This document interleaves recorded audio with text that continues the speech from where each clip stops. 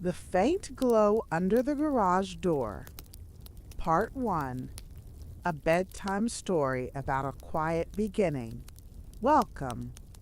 You have arrived at the quiet part of the evening, the part where the day's noise has faded and the world has grown soft around the edges. Wherever you are right now, whatever kind of day you have had, you can begin to let it go. The story will be here patient and unhurried, moving at the pace of slow breathing, asking nothing of you except that you rest. You might be in bed already, or perhaps you are just settling in, finding that comfortable position where your body can truly relax. Either way, there is no rush. The night is long, and the story will unfold gently, like fog rolling in from a distant bay, like the slow cooling of air after sunset, like all the quiet things that happen when we stop paying attention to the clock. It's okay if you don't hear every word. You can let the details blur and drift away. The story will continue soft and steady, whether you are listening closely or already beginning to dream. Let us go now to a quiet street on a quiet evening in a small town in California. The year is somewhere in the middle of the 1970s, though the exact year does not matter. What matters is the feeling of the place, the texture of the air, the particular quality of stillness that settles over a suburban neighborhood when the day is done and the families inside their homes have finished their dinners and begun their slow drift towards sleep. The street is called Chris Drive, and it curves gently through a neighborhood of modest houses, the kind of houses that were built after the Second World War, when California was growing and young families were looking for places to raise their children. They are not grand houses. They are not remarkable in any way. They are simply homes comfortable and practical, with low roofs and small yards and driveways that lead to garages where cars are parked and tools are stored, and the accumulated things of ordinary life collect over the years. The air tonight is cool the way California air becomes cool after sunset, even in summer. The warmth of the day has risen from the concrete and the asphalt and drifted away into the vast darkness of the sky, and in its place has come this gentle coolness, carrying with it the scent of eucalyptus from the hills and dry grass from the open spaces that still remain at the edges of town. If you were walking down this street right now, you would feel that coolness on your face, and you would breathe it in deeply, and you would feel something in your shoulders begin to relax. Notice your own breathing now. Notice how it has begun to slow, to deepen, to find its own quiet rhythm. There is nothing you need to do to make this happen. Your body knows how to rest. It has been resting this way since before you were born. The houses along Chris Drive are mostly dark now. Here and there a window glows with the blue flicker of a television or the warm yellow of a reading lamp. But most of the houses have gone quiet. Their windows dark, their doors closed against the night. Behind those walls, people are sleeping, or preparing to sleep, or lying in bed, reading the last few pages of a book before their eyes grow too heavy to continue. The sounds of the neighborhood have softened too. Earlier in the evening, there might have been the clatter of dishes being washed, the calls of children being summoned inside the rumble of a lawnmower making one last pass before dark.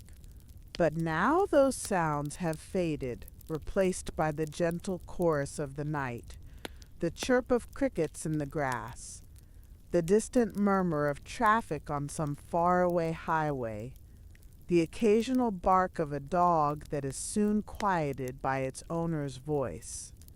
A car passes somewhere on a nearby street, its headlights briefly illuminating a fence, a mailbox, the leaves of a tree, before continuing on its way and leaving the darkness deeper than before.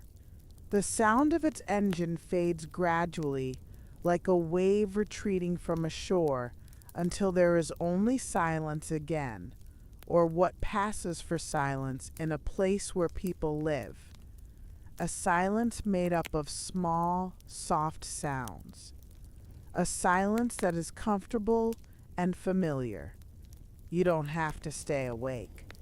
The story will quietly continue like a gentle river flowing past, whether you are following its course or already drifting somewhere else entirely. A way a train is moving through the darkness. You can hear it if you listen, the low rumble of wheels on tracks, the mournful call of a horn at a distant crossing, then the gradual fading as it moves away, carrying its cargo toward some destination that does not concern us, that is part of another story entirely. It's okay if you're not following the story anymore. It's okay if you're drifting, floating, letting go. The story is just a gentle presence, now a soft voice in the darkness, asking nothing of you but your rest. Outside on the quiet street, the faint glow continues to shine from under the garage door. It is the only sign of life on Chris Drive now, the only signal that someone is awake in this sleeping neighborhood. A passerby might see it and wonder briefly what someone is doing in their garage so late at night. But there are no passers-by at this hour. There is only the night and the fog beginning to drift in from the bay and the patient stars wheeling slowly overhead. That faint glow is a kind of promise, though no one knows it yet.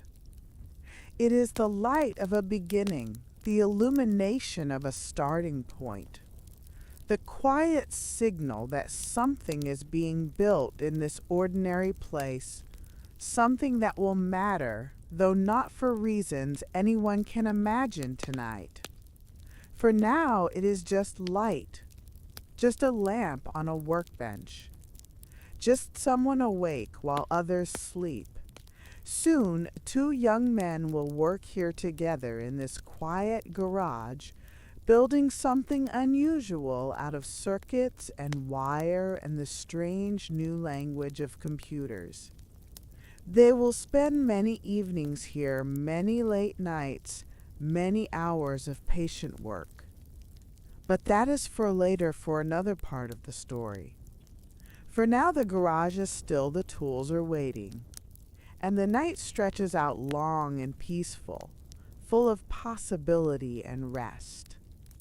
And you can rest too here in this quiet moment, this pause before the story continues.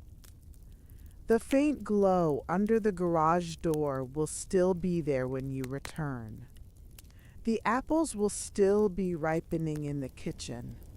The clock will still be ticking on the wall. For now, just breathe. Just rest.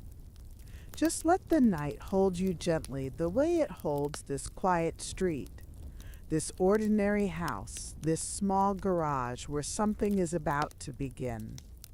The adjustment is small, almost unnecessary, but there is something satisfying about it, something that helps him think. He tilts the lamp back the other way, just a little, finding the angle that feels right, and then he leaves it there, the light falling exactly where he wants it to fall. The workbench in front of him holds the project he has been working on a circuit board that is not quite finished, a tangle of wires that will eventually become something more organized. There are small bins of components, nearby resistors and capacitors, sorted by value, and there are tools arranged in a way that makes sense to him, even if it might not make sense to anyone else. He knows where everything is. He knows how to find what he needs. His footsteps are soft on the concrete floor as he moves around the bench, gathering what he needs for the evening's work. There is no hurry in his movements. The night is long, and the work will take as long as it takes. He has learned that rushing leads to mistakes, and mistakes mean starting over. And starting over means losing time that could have been spent moving forward. So he moves slowly, deliberately, with the patience of someone who understands that good work cannot be hurried. It's okay if your eyes are closed now. It's okay if you're more asleep than awake. The story continues patient and gentle, asking nothing of you but your rest. On the corner of the workbench, there is a stack of magazines and notes pages, torn from hobbyist publications and technical manuals, scribbled reminders and diagrams drawn in pencil. Steve reaches for them now, picking up the first magazine and flipping slowly through its pages. The paper makes a soft sound as he turns each page, a gentle whisper in the quiet of the garage. He is not looking for anything in particular. He is just letting his mind wander, seeing what catches his attention, allowing ideas to form without forcing them. He pauses at an article about a new kind of microprocessor, a chip that can do things that chips could not do a few years ago. He reads a few paragraphs, his eyes moving slowly across the text, and then he flips forward past advertisements and letters to the editor, past projects that do not interest him tonight. Another page turns, and another, the soft whisper of paper, accompanying each movement, a rhythm as regular as breathing.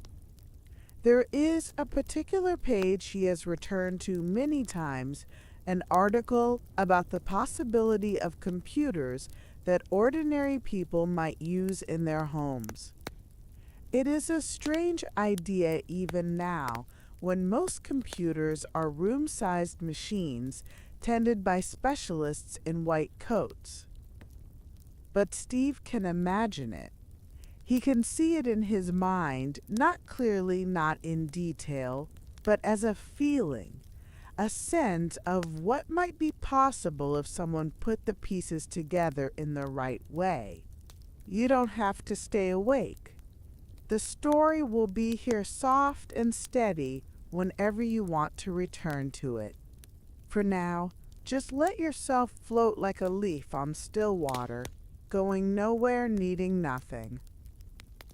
He sets the magazine down and picks up a piece of paper covered with his own handwriting. It is a list of parts he needs calculations.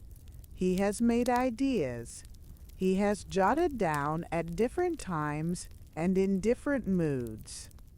Some of the writing is neat, some is hurried, and there is one line near the bottom that he has crossed out and rewritten twice already. He reads it, now frowns slightly, and reaches for the pencil that sits in a cup beside the lamp. The pencil makes a soft scratching sound as he crosses out the line once more and rewrites it, taking his time, making each letter clear and deliberate.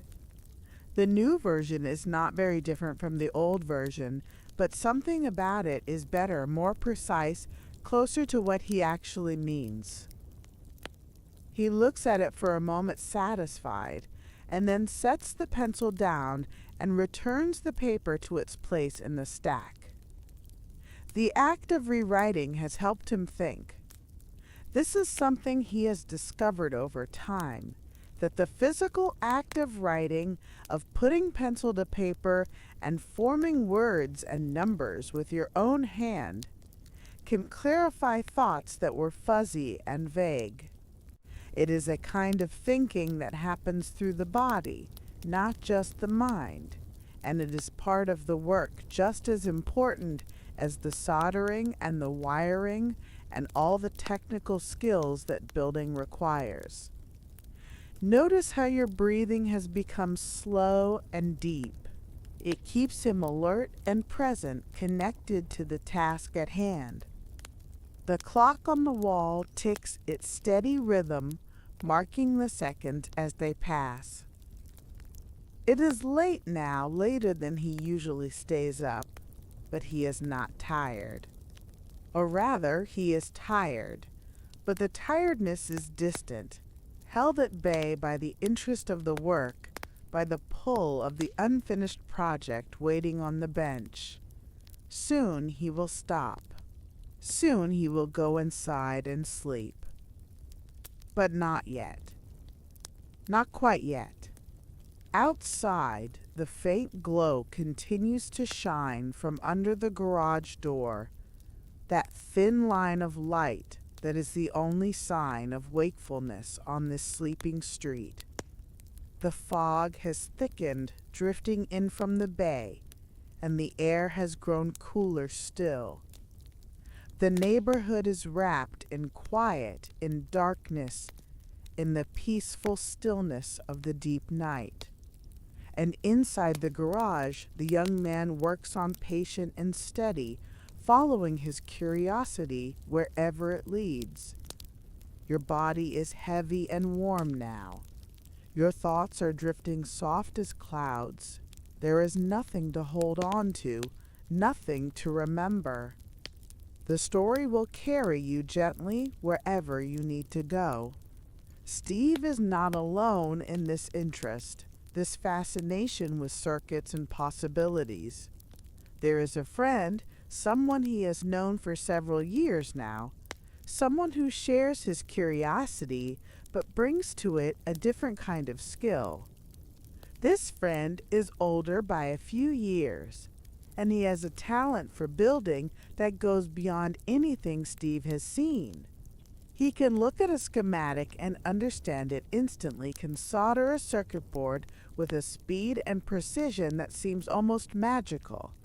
He is a builder, a maker, someone whose hands seem to know things that most people have to think about.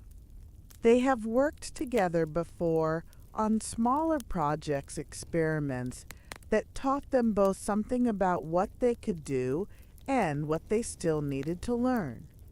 And now they are talking about something larger, something more ambitious, something that might actually become a product that other people could use. The friend will come to this garage soon, perhaps tomorrow, perhaps the day after, and they will work together, combining their different talents into something neither could create alone. But that is for later.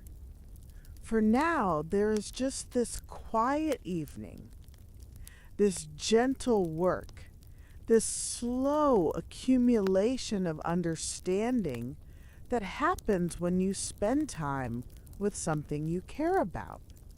The pages of the magazine flutter slightly in a draft from somewhere, the paper making its soft whispering sound. The lamp casts its warm circle of light. The clock ticks. The night continues its slow turning toward morning. And you can rest now here in this quiet moment. The friend will come when the story is ready for him. The work will continue when you return. For now there is only peace, only stillness, only the gentle darkness that holds you safe while you sleep. Rest well. The story will be here patient and waiting whenever you are ready to continue. Part 3. The Friend Who Builds. On another evening, not long after, there is a knock at the garage door. It is a soft knock, almost tentative, the kind of knock that says, "I know you are in there, and I do not want to startle you." Steve sets down the magazine he has been reading and crosses the concrete floor to open the small side door that leads to the driveway. And there, standing in the cool night air with a cardboard box tucked under one arm and a spiral notebook in his hand, is his friend. His name is Steve as well, though people often call him by his last name Wozniak, or simply Woz to avoid confusion.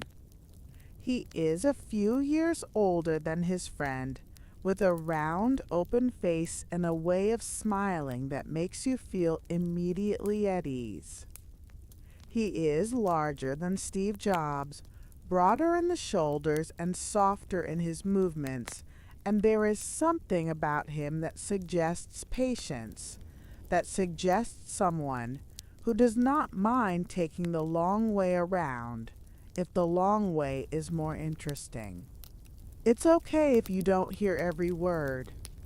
The two friends are meeting now in the quiet of the garage, and you can watch them from a distance through half-closed eyes without needing to follow every detail. Woz steps inside, and the garage feels different with him in it, fuller somehow, though not crowded. He sets his cardboard box on the workbench, moving aside a few tools to make room, and opens it to reveal a circuit board he has been working on. Heinz settled comfortably as he listens. He has a pencil in his hand, and he taps it lightly against the workbench, not impatiently, just rhythmically, a small motion that helps him think. When Jobs pauses, Woz says something about how the circuit might need to change to do what Jobs is describing. He does not say it cannot be done. He says, "Let me think about how." This is how they work together, this gentle back and forth, this trading of ideas, like two people passing a ball. One throws, the other catches, and something is added before it is thrown back. The ideas grow in the passing, become more real, more possible, more like something that might actually exist someday. Neither of them is entirely sure where they are going, but they trust that the going itself will show them the way. You don't have to follow the ideas. You don't have to understand where they are going. Just let the rhythm of their conversation wash over you, like waves on a shore, like wind through distant trees. The story holds you. You can let go. At some point there is a pause in the conversation, and Jobs disappears through the small door that leads into the house. He returns a moment later, carrying 2 glasses of water, and tucked against his side a single apple from the bowl on the kitchen counter. He sets one glass near Woz and keeps the other for himself, then places the apple on the corner of the workbench where it catches the light from the lamps and glows faintly red, a small spot of color among the gray and green of the electronics. Neither of them eats the apple, not tonight. It just sits there patient and ordinary, a piece of fruit that wandered in from the kitchen and found a place among the wires and components. But there is something right about its presence, something that softens the technical clutter of the workbench, that reminds them both that they are in a home in a family's garage doing extraordinary things in an ordinary place. The faint scent of the apple mixes with the smell of solder and warm electronics, creating something that is hard to describe but pleasant familiar. It is the smell of this particular place, this particular time, this quiet work being done in the middle of the night while the rest of the world sleeps. Notice how your body has become heavy and warm. Notice how the bed holds you, how the darkness surrounds you like a soft blanket. You are safe here. You are at peace.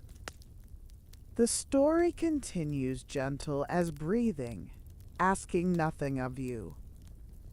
They talk as the evening deepens about a group that meets not far from here, in a hall in a nearby town. It is a gathering of people who share their interests, hobbyists and engineers and dreamers who come together every few weeks to talk about the things they are building. They call it the Homebrew Computer Club, a name that suggests kitchens and basements, amateur efforts made with love and limited resources. It is a quiet place, this club, though quiet in the way that a room full of curious people is quiet, buzzing with ideas, humming with possibility, but without the noise and competition that often accompanies gatherings of ambitious people. The members share what they know, freely passing around circuits and code, the way neighbors might pass around recipes, each contribution adding to a collective understanding that belongs to everyone. Woz has been attending these meetings for some time, bringing his latest creations to show the others listening to their feedback, learning from what they have built.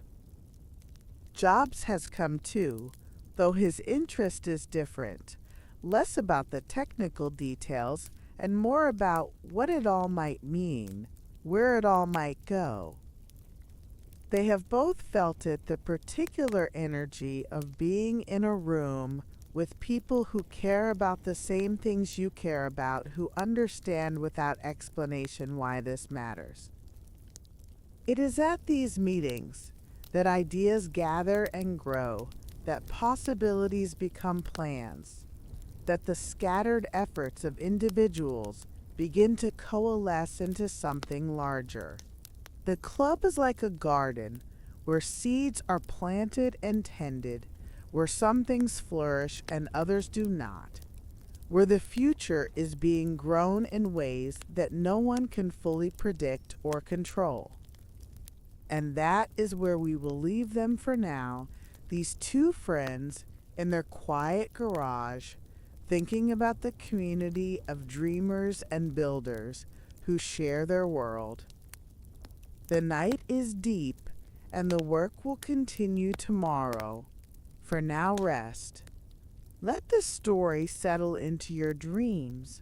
Let the faint glow under the garage door be a gentle light in your sleep, a reminder that somewhere, someone is always building something new. Part 4, where ideas gather. The room where the club meets is nothing special. It is a hall in a building that serves many purposes, rented for a few hours every other Wednesday evening. The floors are linoleum, worn smooth by years of footsteps. The walls are painted a color that might once have been white, but has faded to something closer to cream. Fluorescent lights hum overhead, casting their flat, even glow over everything below.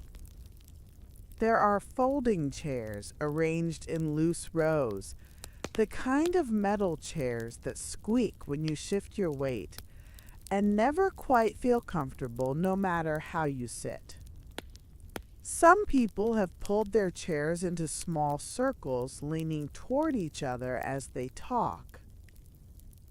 Others sit alone studying papers or circuit boards they have brought with them, lost in their own thoughts. Simple tables line the walls covered with the things people have brought to share. There are circuit boards and bundles of wire handwritten notes and photocopied schematics keyboards connected to nothing, and screens waiting to display something. Each table holds someone's project, someone's experiment, someone's attempt to solve a problem that has been occupying their evenings and weekends. It's okay if you don't hear every word. The room is full of quiet activity, but you are watching from a distance through half-closed eyes. Let the details blur. Let the scene soften. You are just drifting through on your way to sleep. The people who come to these meetings are a varied group. There are engineers who work for the electronics companies that have begun to cluster in this valley, spending their days on large projects and their evenings on small ones. There are students from the nearby universities, young and eager, still learning the basics, but already imagining what they might build someday. There are teachers and hobbyists, retired technicians, and curious amateurs, all drawn here by the same quiet fascination with what computers might become. They carry their projects carefully, the way you might carry something fragile and precious. A circuit board wrapped in cloth. A notebook filled with diagrams. A box of components that took weeks to gather from different suppliers. These are labors of love built in garages and basements and spare bedrooms, and bringing them here to share with others who understand is both an act of pride and an act of vulnerability. The voices in the room are low conversational. There is no one standing at the front giving a lecture, not yet.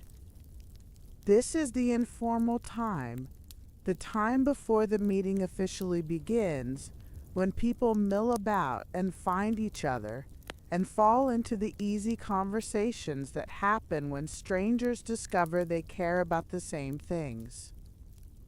Someone laughs quietly. Someone asks a question. Someone bends over a circuit board, pointing to something, explaining. Notice how your body has settled into the bed. Notice how heavy your limbs have become, how soft and distant everything feels. You are safe here in this quiet darkness. The story continues gentle as a whisper, asking nothing of you. The purpose of this gathering is simple, so simple that it might seem unremarkable. People come here to share what they have built, to show what they have learned, to ask questions, and offer answers to imagine together what might be possible. There is no competition, no prizes, no pressure to perform. There is only the quiet pleasure of being among people who understand, who speak the same language of circuits and code. The dream that brings them here is also simple, though it might seem strange to anyone who has not felt it. They dream of computers that are small, that are affordable, that ordinary people might own and use. In these years, computers are still enormous machines that fill entire rooms tended by specialists owned by corporations and universities. The idea that a computer might sit on a desk in a home used by a single person for their own purposes is still a new idea, still a radical idea. Still something that most people would find difficult to imagine. But the people in this room can imagine it. They can see it in their minds even though it does not yet exist. And they come here meeting after meeting to inch a little closer to making it real. Each shared circuit, each answered question, each small breakthrough reported to the group is a step on a long and uncertain path. No one knows exactly where it leads, but they walk it together, and that makes the walking easier. You don't have to stay awake. The dream they are dreaming will continue without you. Let yourself drift like a leaf on still water, like a cloud moving slowly across a night sky. The story will be here when you return. Wozniak is here tonight, sitting in one of the folding chairs near the back of the room.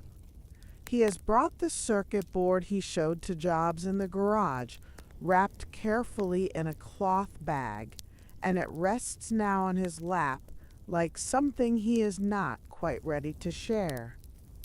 He is shy in groups like this, more comfortable working alone at his bench than standing in front of others, explaining what he has made.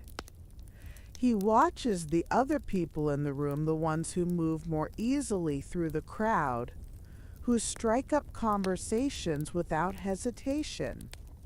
He admires them in a way, their ease with people, their confidence. But he knows that his gifts lie elsewhere in the quiet concentration of building, in the satisfaction of making something work. And that is enough. That is more than enough. After a while, someone he knows from a previous meeting comes over and sits beside him. They talk quietly about a problem the other person has been having something to do with memory and timing, and Wozniak finds himself relaxing as he thinks about the technical details. This is the kind of conversation he enjoys, the kind where he can be helpful, where his knowledge matters. He sketches something on a scrap of paper, and the other person nods understanding. It's okay if your eyes are closed now. The room is full of quiet voices, quiet movements, the gentle hum of people thinking and sharing. Let it be like music in another room, pleasant but distant, nothing you need to follow closely. Jobs is here too, though he moves through the room differently than Wozniak. He is not carrying a project, not looking for technical help. He is watching. He stands near one of the tables, his arms folded loosely across his chest, and he observes the people around him, the way they interact, the things that capture their attention. He notices which projects draw crowds, which ones make people lean in closer, which ones spark questions and conversation. He notices the expressions on people's faces when they see something that excites them, the way their eyes widen slightly, the way they nod and ask to know more. These are small things easy to overlook, but Jobs does not overlook them. He files them away somewhere in the back of his mind, pieces of a puzzle he is slowly assembling.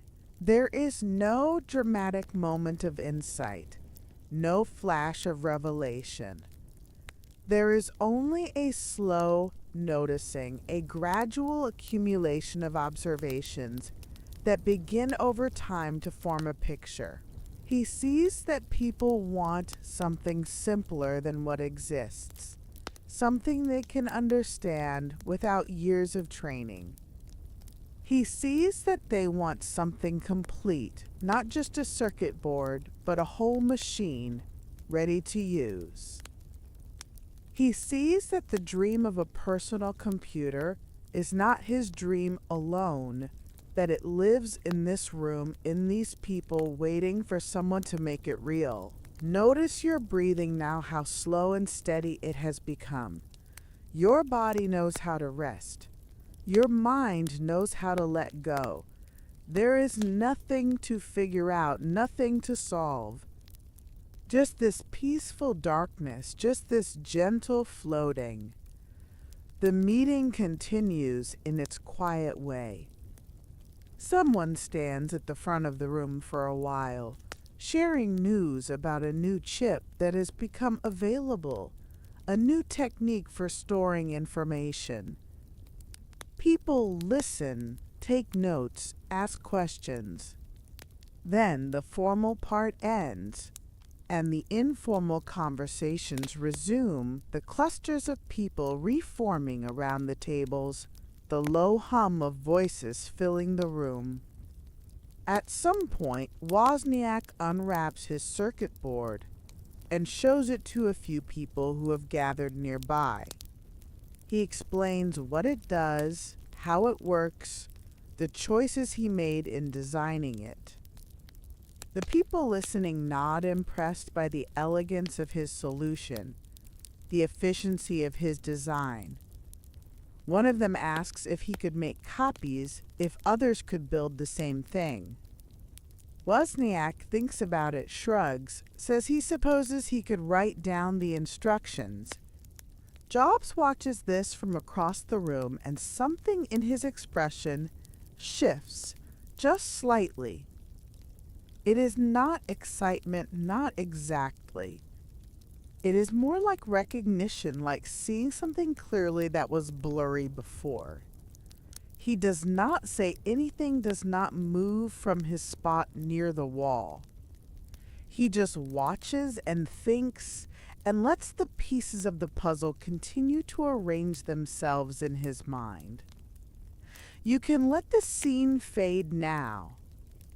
The meeting is winding down, people gathering their things, saying their goodbyes.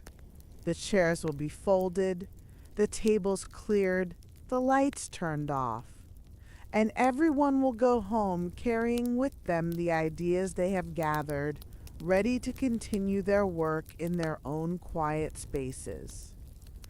And later, much later, when the meeting is over and the night has grown deep, the garage on Chris Drive waits in its familiar stillness. The street outside is quiet. The house is dark, the only sound, the distant whisper of traffic on some faraway road. The faint glow under the garage door is dark now, the lamps turned off, but the space inside holds the memory of the work that has been done there, and the promise of the work still to come.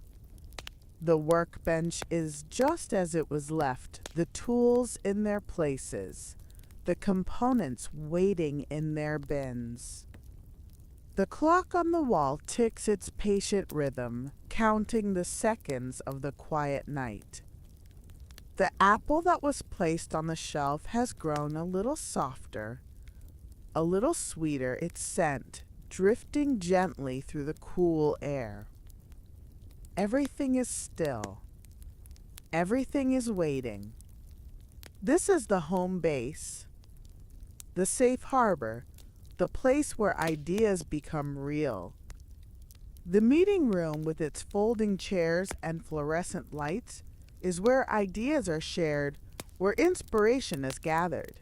But the garage is where the actual building happens, where hands touch components and solder flows and circuits come slowly, patiently to life.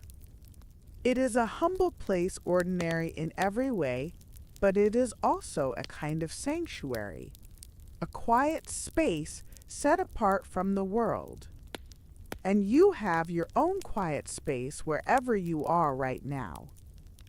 Your bed, your room, your own small sanctuary where the world cannot reach you. Let yourself sink into it. Let it hold you. You are safe here. You are home. In the days that follow the meeting, The two Steves return to the garage.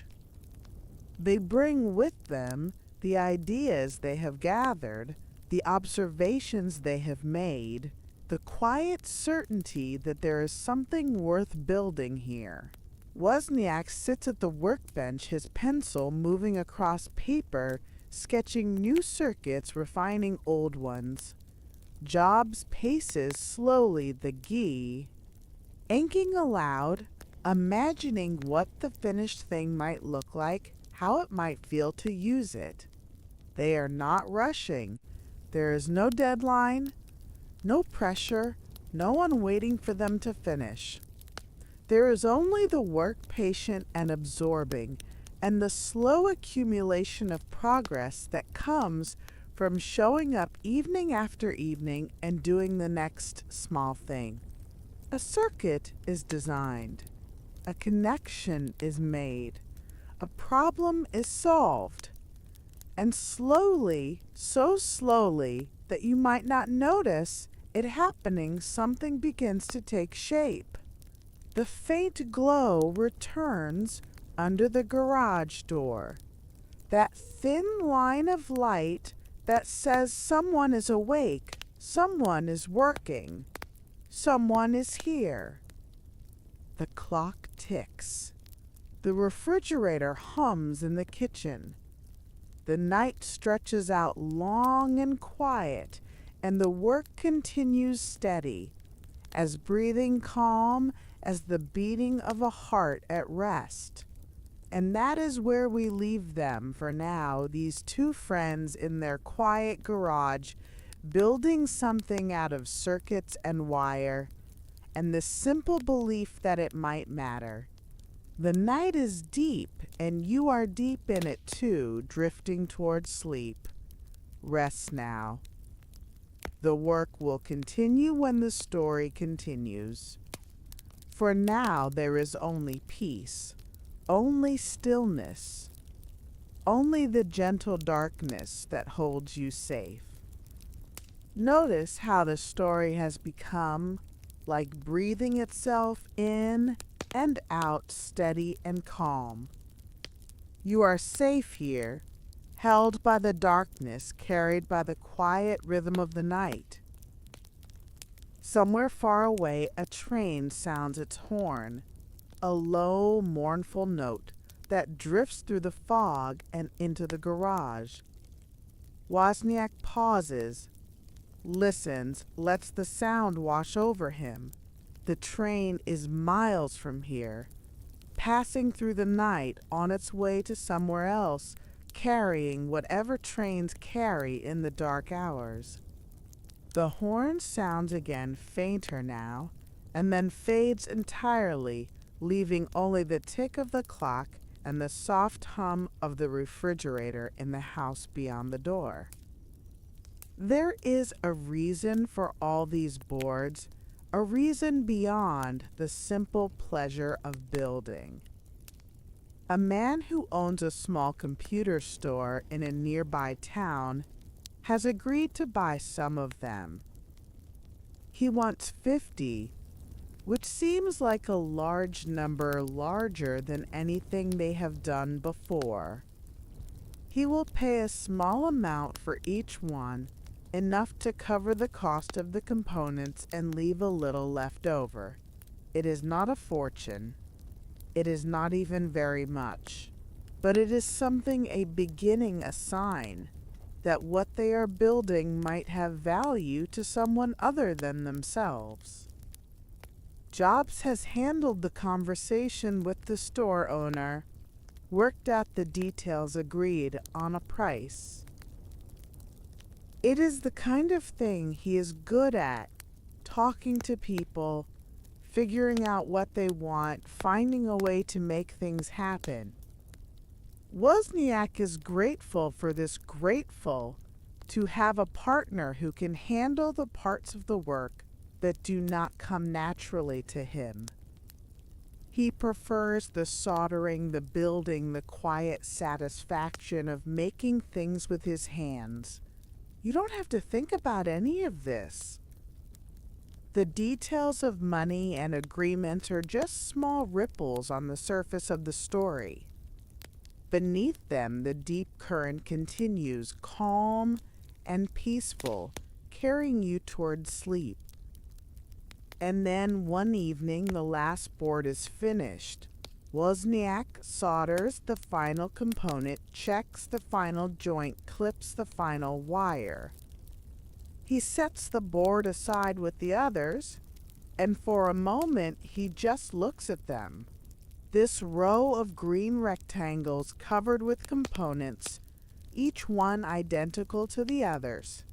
Each one a small miracle of electricity and logic waiting to be powered on. Jobs helps him pack them into boxes, wrapping each one carefully in cloth to protect it during transport. They load the boxes into the back of a car and drive them to the store where the owner inspects them, nods approvingly, and counts out the payment in cash.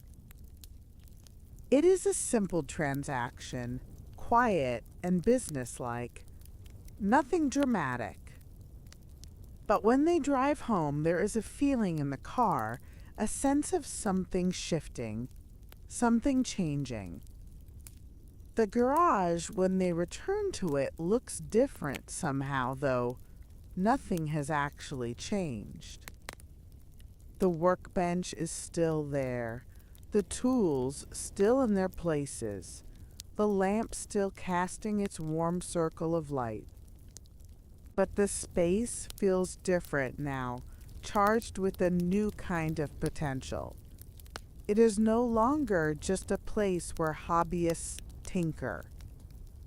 It is becoming something else, something that does not yet have a name, but that both of them can feel.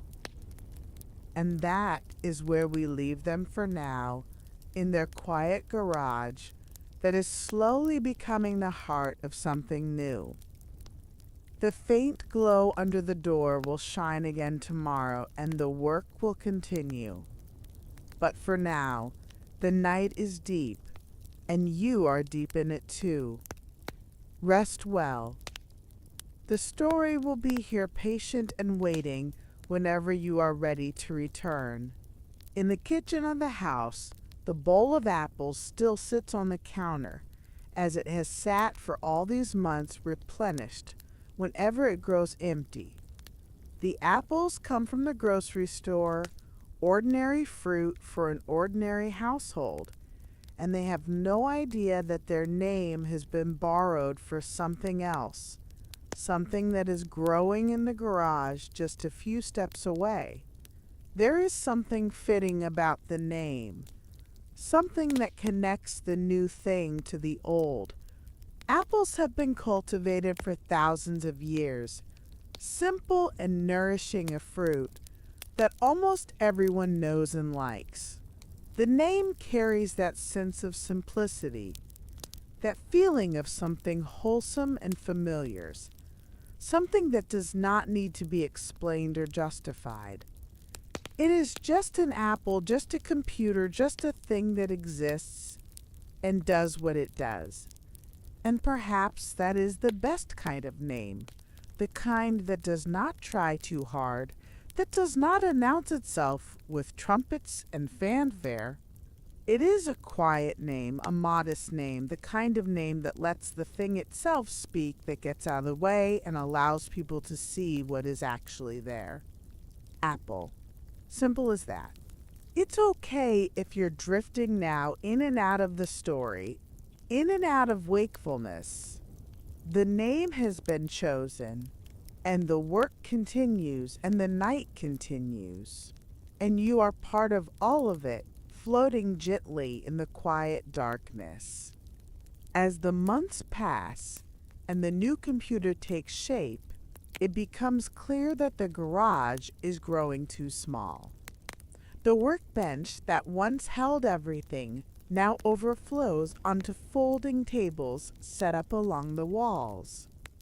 The boxes that once fit neatly in corners now stack nearly to the ceiling. There are more people involved now, helping with different parts of the work, and some evenings the garage feels crowded bodies moving carefully around each other in the limited space. They begin to talk about finding a larger space, a real office, a place where the work can spread out and grow without bumping into walls. It is a strange thought after all these months of working in the familiar confines of the garage, but it is also an exciting one, a sign that what they are building has become too big for its first home.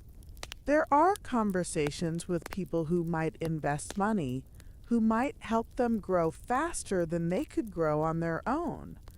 There are plans and projections numbers on paper that try to predict what the future might hold. Jobs handles most of this, talking to people, explaining the vision, asking for what they need. Wozniak continues to build, to refine, to solve the endless technical problems that arise whenever you try to make something new. You don't have to follow the details of growth and change. They are just the surface of the story, the visible part. Beneath them, the same quiet work continues, the same steady rhythm that has been there from the beginning. That rhythm carries you now, gentle as a heartbeat, calm as breathing. And yet, even as they plan for larger spaces and bigger futures, the garage remains. It is still here on Chris Drive, with its concrete floor and its single window and its workbench scarred by years of use.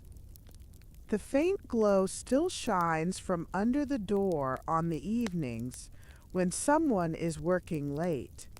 The clock still ticks on the wall.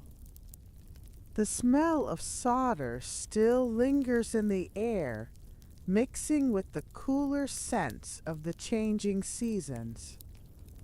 This is where it began. This ordinary space in an ordinary house on an ordinary street. Whatever comes next, whatever buildings they move to, whatever size the company becomes, this garage will always be the origin point, the place where two friends worked together on something they believed in, where the faint glow under the door was the only sign that something was happening in the quiet of the night. The garage does not know that it is becoming a kind of landmark, a place that people will someday point to and say this is where it started. It is just a garage doing what garages do, holding tools and boxes and the accumulated things of ordinary life. But it holds something else too now, something invisible, something that will remain long after the boxes are gone and the workbench is cleared and the lamp is finally turned off for the last time. And that is where we leave them for now, on the edge of something larger, looking forward to spaces they have not yet found, while the garage that held their beginning waits quietly behind them. The night is deep, and you are deep in it too. Rest well. The story will continue, but for now there is only peace, only stillness, only the gentle darkness that holds you safe while you sleep. Part 7, Leaving and Remaining. The packing begins slowly, as endings often do. A box here, a box there, filled with components and tools and the accumulated things of months of work. The shelves along the wall, once crowded with circuit boards and bins of parts, begin to show empty spaces, gaps, where things used to be. The workbench, for so long the center of everything, is gradually cleared, its scarred surface emerging from beneath the clutter like a shoreline revealed by a receding tide. There is no hurry to this packing. It happens over days, over weeks, in between the other work that still needs to be done. Someone wraps a soldering iron in cloth and places it in a box. Someone else stacks empty component bins, their labels still visible, their purposes still remembered. The lamp that has cast its warm circle of light over so many evenings is unclamped from the bench and set aside, waiting to be moved to wherever it will shine next. It's okay if you don't hear every word. Things are being packed away, carried out, moved to new places. You can watch from a distance through half-closed eyes without needing to follow every detail. Just rest. As the boxes leave one by one, the garage begins to feel different. Larger somehow, though it is the same size it has always been. The echoes are different now, the sound of footsteps on concrete, returning from walls that used to be muffled by stacked boxes and crowded shelves. The air feels different, too cleaner, less filled with the particular smell of electronics and solder that has been its constant companion for so long. The notes pinned above the workbench are taken down one by one, their corners leaving small holes in the drywall where the pins used to be. Some of them are kept folded carefully and placed in folders. Others, their information no longer needed, are let go, dropped into a trash bag, with the gentle rustle of paper accepting its end. The layered history of the project is dispersed, scattered to different places, no longer visible in one glance. The clock remains on the wall, still ticking its patient rhythm. It has always been here, was here before the project began, and will be here after it is gone. It marks the passing seconds the same way it always has, indifferent to what happens beneath it, faithful only to its own small purpose of measuring time. Notice how your body has settled deeper into the bed. Notice how your thoughts have grown quieter, softer, like the emptying garage. There is space now, room to breathe, room to rest. Let yourself fill that space with stillness. Outside on Chris Drive, everything looks the same as it always has. The houses sit quietly behind their lawns, their windows reflecting the sky, their doors closed against the mild California weather. Cars are parked in driveways. Trees line the sidewalks, their leaves changing with the seasons, their branches casting familiar shadows on the pavement below. If you walked down the street today, you would not know that anything remarkable had happened here. The house with the garage looks like all the others, ordinary and unremarkable, a family home in a quiet neighborhood. The garage door is closed, as garage doors usually are, and there is nothing to see, nothing to indicate that this particular space has held anything out of the ordinary. This is how it is with most beginnings.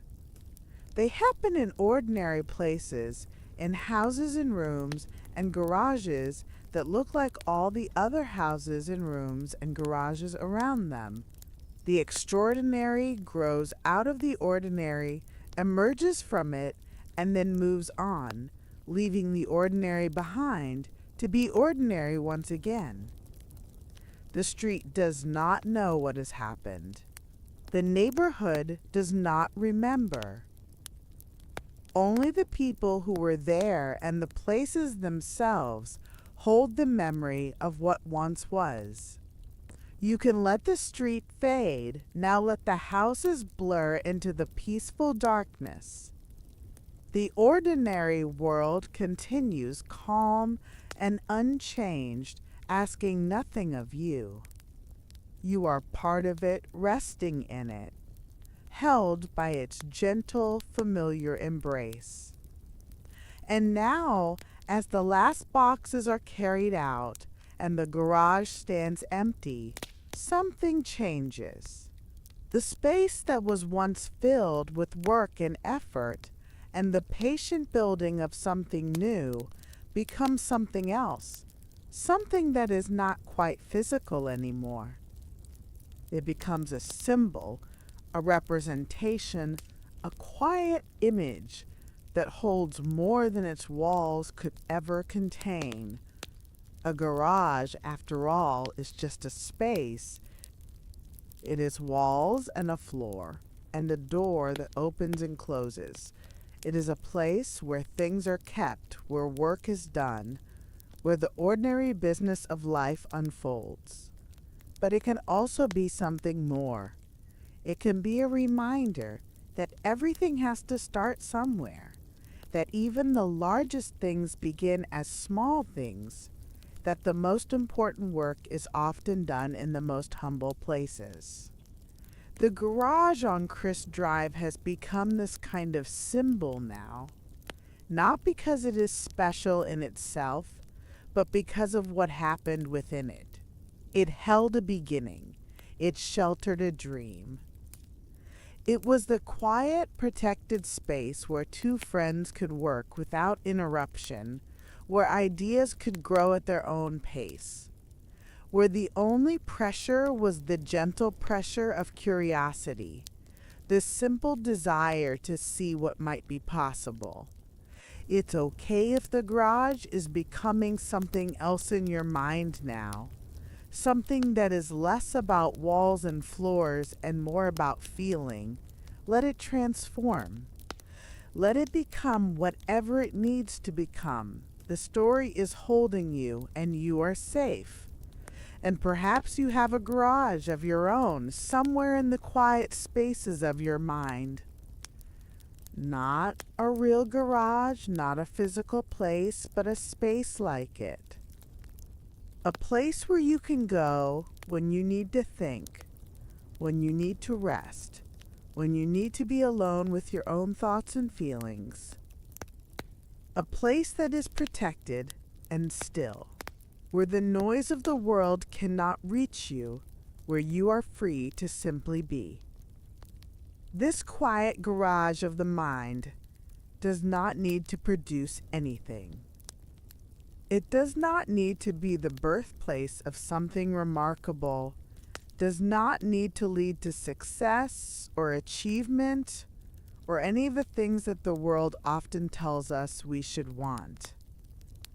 It is simply a place of rest, a place of safety, a place where you can let go of everything you are carrying and just exist without pressure, without expectation, without the weight of having to become anything other than what you are.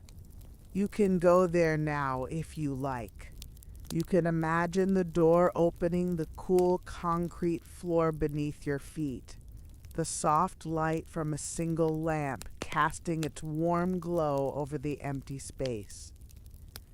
There is nothing in this garage except what you bring to it, and you do not need to bring anything at all. You can simply stand there or sit there and breathe and let the stillness settle around you like a blanket. This is your space. This is your quiet place. No one else can enter it unless you invite them. No one else can disturb the peace you find here. It belongs to you, and it will be here whenever you need it, tonight and tomorrow and all the nights to come. And in this quiet garage of the mind, there is a faint glow, just as there was a faint glow under the door on Chris Drive. It is not a bright light, not a demanding light. It is just a gentle warmth, a soft illumination that makes the darkness friendly, that says you are not alone, that reminds you that even in the deepest quiet, there is something present, something watching over you. This glow does not ask anything of you. It does not require you to work or to think or to produce anything of value. It is simply there, steady and patient, a companion in the stillness.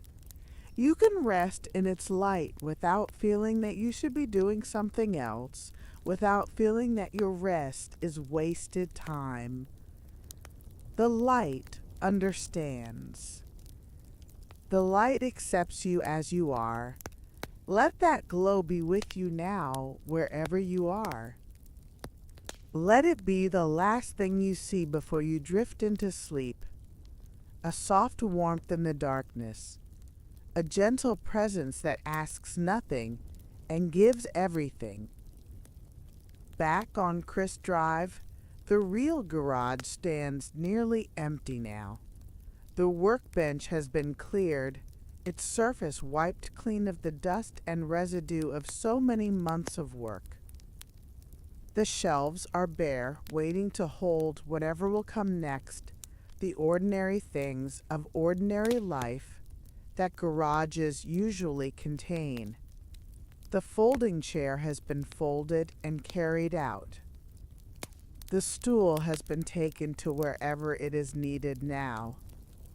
The clock still ticks on the wall, faithful as always. The window still lets in its square of light, though there is nothing much to illuminate now. The small door to the house is closed, separating the garage from the kitchen, where the bowl of apples still sits on the counter, where the refrigerator still hums its quiet hum, where life continues in its own gentle rhythm. The garage is just a garage again, waiting to be filled with whatever its family needs to store. Perhaps it will hold a car again, or bicycles, or boxes of holiday decorations. Perhaps it will hold garden tools or camping equipment, or the accumulated treasures of children growing up. Whatever it holds, it will hold it quietly, patiently, asking nothing in return. You are so close to sleep now. You can feel it waiting for you just beyond the edge of wakefulness, ready to receive you.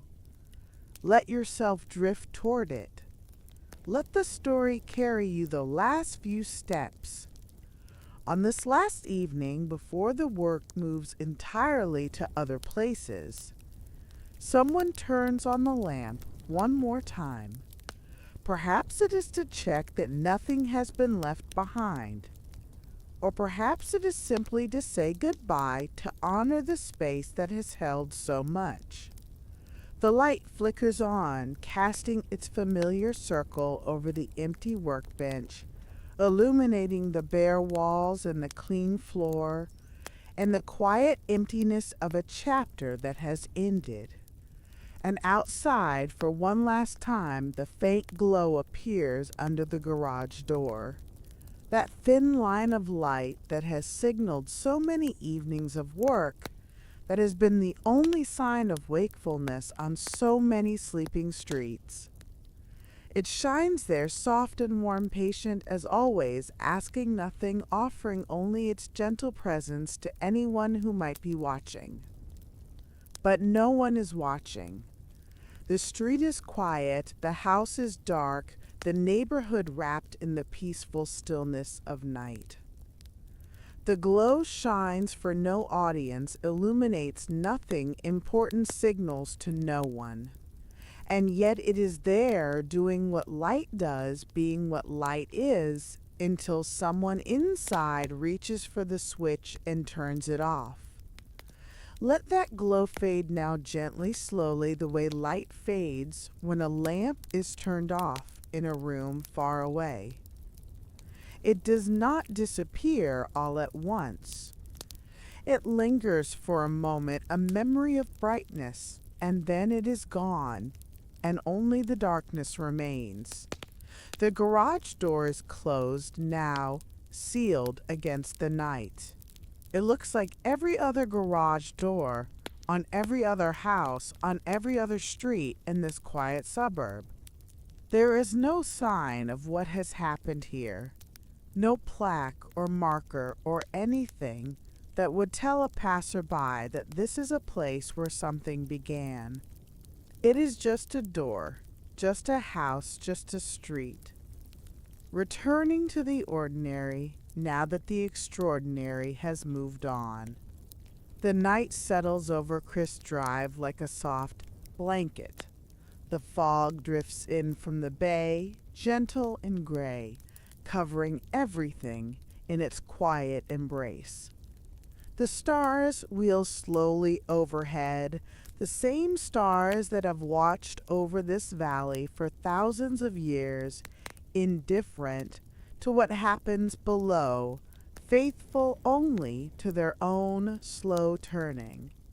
And the memory of the light remains even though the light itself is gone. It remains in the walls of the garage, in the concrete of the floor, in the air that still holds faintly the smell of solder and warm electronics. It remains in the story we have been telling, in the words that have carried us through these quiet hours. It remains in you now as you drift towards sleep, a faint warmth in the darkness, a gentle reminder of what can begin in quiet places. The garage door is closed. The street is calm. The night is deep and peaceful. And you are here safe and warm, carried by the story into the gentle darkness of sleep. Rest now. Rest well. The light will be there when you need it in your own quiet garage, waiting for you whenever you return. Part 8. Rest now. And so we come to the end of the story, or at least to the end of the telling. There was a quiet garage on a quiet street in a small California town. There were two curious friends who liked to build things with their hands.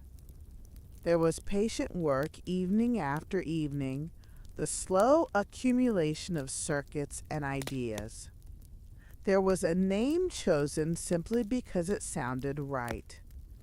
And there was a small company taking shape, growing out of the ordinary, moving toward whatever it would become. That is all. That is the whole story, or at least the part of it we have told tonight. It is a simple story, really. A garage, a workbench, a lamp, two friends, some circuit boards, and the faint glow of light under a door. Nothing dramatic, nothing urgent, nothing that demands you stay awake to see what happens next. The rest of the story belongs to history, to books and articles that you can read some other time, some other day, when you are awake and curious. But that is not for now. Now is for rest. Now is for letting go. You can let go of the narrative completely now. You do not need to remember the names, the places, the details. You do not need to hold on to any of it. The story has done its work carrying you gently through the evening. And now it can fade, like the faint glow fading under the garage door, like the last light of sunset fading from the western sky. There is nothing more to follow, nothing more to understand. The words are just sounds now, soft sounds in the darkness, no more meaningful than the rustle of wind through leaves, or the distant murmur of water over stones. Let them wash over you. Let them carry you. Let them be whatever they need to be as you drift toward sleep. Your only task now is to rest. Your only job is to breathe. Everything else can wait until morning. Notice your breath. Do not try to change it. Just notice it. The way you might notice rain falling outside a window, the way you might notice the slow movement of clouds across a sky. Your breath is already doing what it needs to do. It knows how to fill your lungs. It knows how to release. It has been doing this since the moment you were born, and it will continue steady and faithful without any effort from you. Let your breath become slower now. Let each inhale be a little longer, a little deeper. Let each exhale be a little softer, a little more complete. There is no right way to do this. There is only your way, the way your body already knows. The way that feels natural and easy and good. Bring your attention now to your feet. Feel them resting at the end of the bed, heavy and still. Notice the weight of them, the warmth of them, the way they have carried you through the day, and now have nothing more to carry. Let them soften. Let them release. Let any tension you find there dissolve, melting away like snow melting in the first warmth of spring. Let that softness spread up into your legs, your calves, your knees, your thighs. Feel them growing heavy against the mattress, sinking down, letting go. The muscles that have worked all day can rest now. The joints that have bent and moved can be still. There is nothing for your legs to do. There is nowhere for them to go. They can simply be relaxed and peaceful, supported by the bed beneath you. Let the softness rise into your torso now, your hips, your belly, your lower back. Feel your breath moving gently in this space, the slow rise and fall of your chest, the quiet rhythm that has been with you all along. Your stomach can soften. Your back can release into the mattress.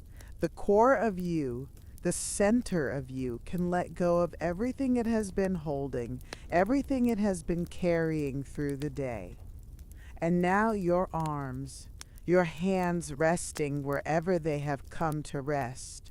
Your wrists, your forearms, your upper arms. Feel how heavy they have become, how still. Your fingers can uncurl. Your palms can open. The arms that have reached and lifted and carried can do nothing now except lie there peaceful and relaxed, asking nothing, needing nothing. Your shoulders. So often we carry tension here, the weight of responsibility, the burden of the day. Let your shoulders drop now. Let them fall away from your ears.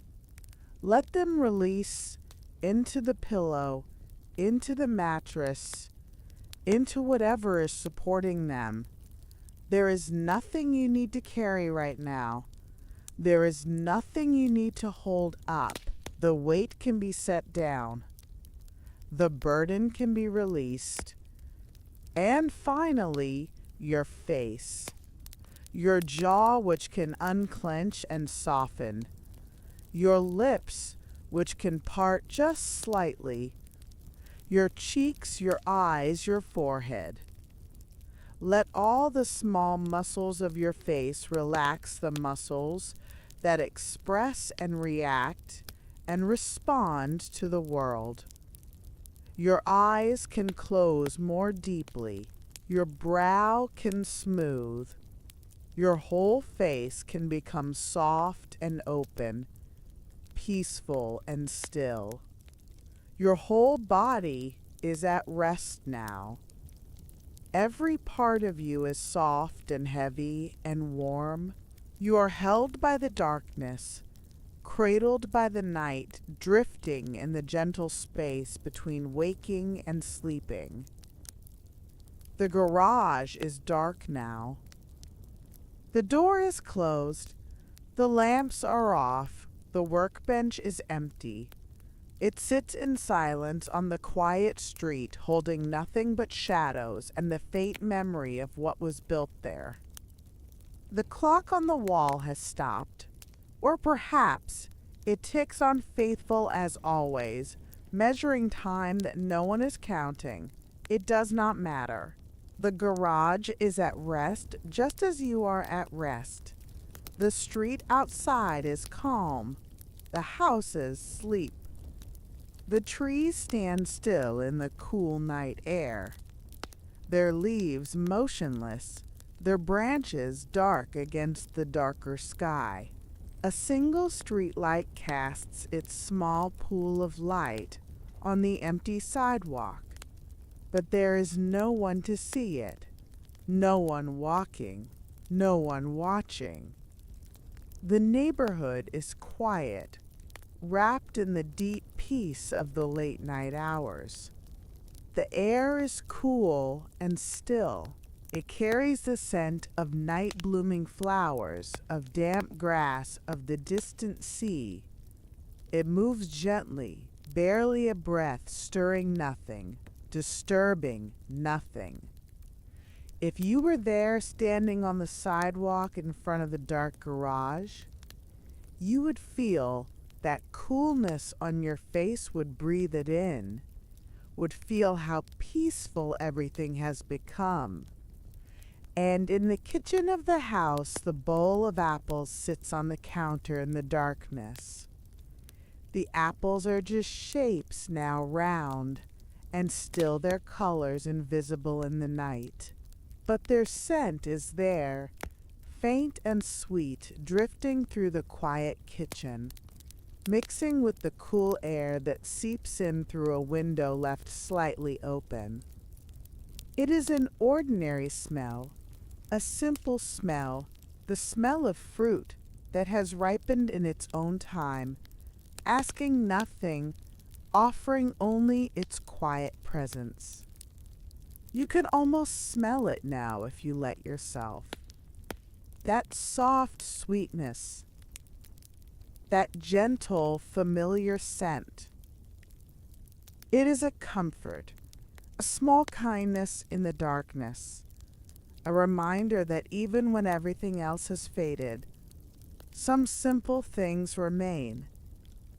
An apple in a bowl, a scent in the air, a feeling of peace that asks for nothing and offers everything. You can let go of the narrative completely now. You can let go of the garage, the street, the apples in their bowl. Let it all dissolve into the darkness. Let it all become part of the sleep that is waiting for you. The story is over. The night is here. You are safe. You are warm. You are held. Breathe in. Breathe out. Let go. Sleep now. Rest well. Good night.